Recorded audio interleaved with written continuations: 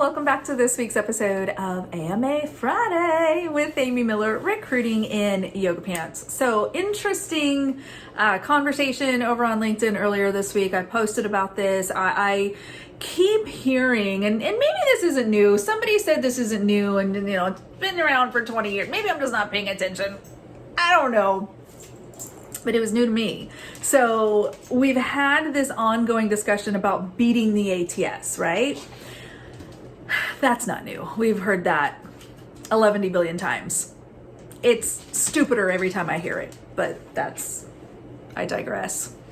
You know the people who talk about that a lot? You know what I'm talking about? The people who think they know something about my job? Oh, effing birds. Great coffee cup. Very sturdy, holds lots of tasty beverages.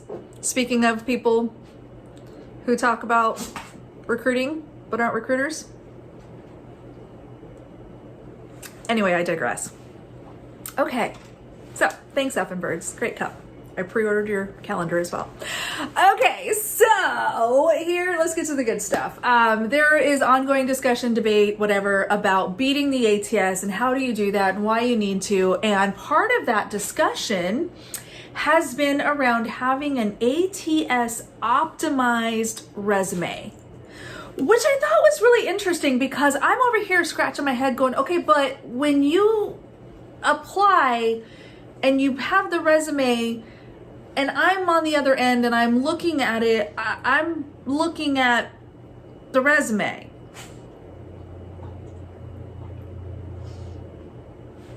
One of us is doing it wrong. I'm just saying. So I was confused, and I posted this question out to the LinkedIn universe here, and was like, help me understand, y'all, because there's got to be something I'm just missing. I'm not making a connection somehow. What in the hell is an ATS optimized or ATS compliant resume? I think I figured it out, y'all. I think the complaint, which makes sense, comes down to parsing. It comes down to, bless you, Pup is sneezing. Hello, Lady Penelope. She only answers to Pup, so I like to give her a really stupid long name. Anyway, enough about the dogs. So it's interesting to me that we're kind of fixating on this idea of ATS compliance. And so I realize that I believe we are having a conversation around parsing. And so let's talk about that, and let me also give you a solution in how to address this parsing issue. So is Amy Miller about to tell you to have an ATS optimized or an ATS compliant resume? Kinda.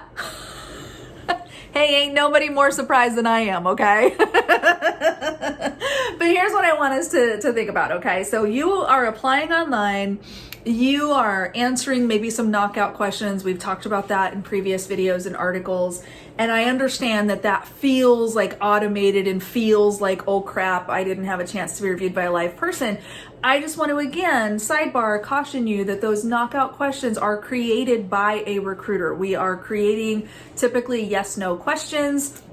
So it's a very simple rudimentary decision tree. If yes, move to this stage. If no, move to that stage. So we still see you. You're still very available and apparent in that requisition. You just have a disposition status that says didn't pass the knockout question. Basically, that's as close to automation as yours truly has ever seen.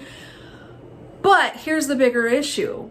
The ATS compliant piece, or getting the information in the right fields. This has nothing to do with the attachment that I am looking at. So I've polled a bunch of recruiters. Most of them are saying, yep, I do the same thing. I've had a similar experience. And that is basically where I'm looking at my list of candidates that have applied to this requisition, and I click on their profile, and usually there's a tab. So it's like, the application and the job history and the documents you've signed and this and that, and then resume is a tab, right? It's usually one of the first tabs. And I just click on that resume tab, and then I see your actual physical resume. I see the attachment that you uploaded. I've seen very pretty ones. I've seen very ugly ones. I see whatever it is you have entered into the ATS, typically as an uploaded attachment. Okay, that is what I see. I see your colors, I see your logos, I see some of your resumes looking like you just stepped off of a NASCAR track. Okay, it's very interesting to me. The issue, and so that ATS compliance piece comes into play when you are just about to hit submit and you see that the fields, the required fields typically are blank or they're goofed up. I mean, is your name in the name field? Is your most recent employer or current employer in the current employer field?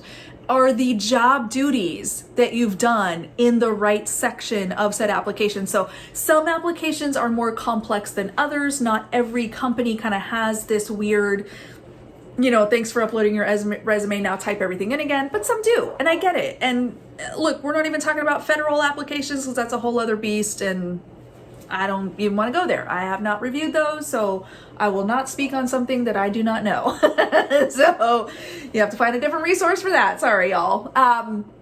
But going back to this compliant thing, the issue is when the system is not savvy enough, or the technology, we haven't opted into a fancy enough technology or an OCR or a reader or a scanner or whatever that is able to do kind of that smart matching, or it's recognizing this is someone's name, it goes here, this is someone's job duties, they go there.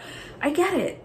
We're using pretty archaic systems in some cases, right? So we may not have those capabilities regardless of what the ATS slingers are telling you is available. If one more person tells me to watch a video about, the magical thing that this ATS does,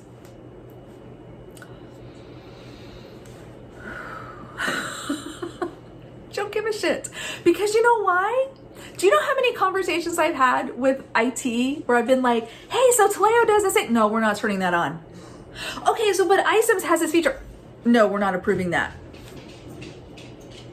Can I talk about what's real, y'all? I'm not talking about what's being sold. I'm not talking about what's being advertised. I'm talking about what actually happens, because that's the shit that matters to you, my job seeking community. Okay? So here is how you are going to beat the ATS.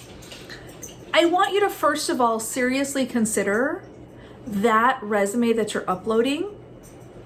Make it simple.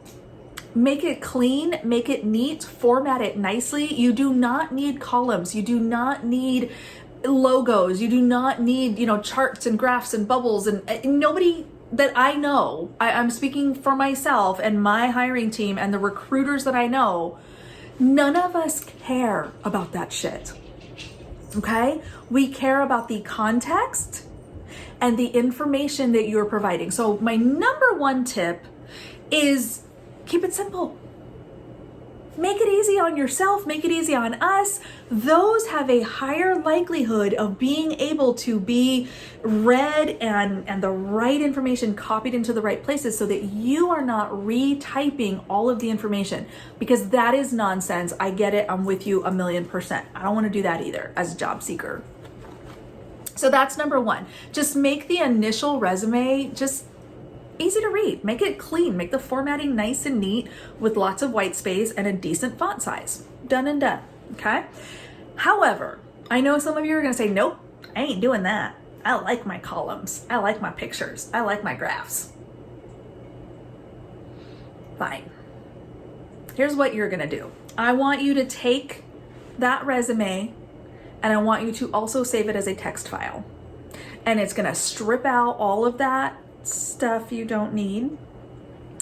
And I want you to just have bits of text, bits of commentary that you can very easily copy and paste. Copy and paste. Okay, you see where I'm going with this? So you're uploading your pretty resume that you're obsessed with and you think you need. But you also have this version that has everything listed that needs to go into those application fields, so that you are not recreating it. I do not want you to have to do that. I do not want you to feel like you are wasting your time or being abused by an application. I get it. It's frustrating. I do not want that experience for you. So that is my advice. You have the resume that you are going to upload. That is the resume you are potentially taking to an interview. That is the resume that the hiring manager is going to see. That's the resume the recruiter is making a judgment call on. And then you have your text version, which is only for you. You're not sending that to anybody. You're not uploading that anywhere. You're not doing anything except having it handy on your desktop so that you can do that copy paste into the application form fields. Okay, now hear me out on this. A lot of you are saying, well, I'm just going to upload my text version. And then I get this text version, which is basically just a list of text. And I'm like,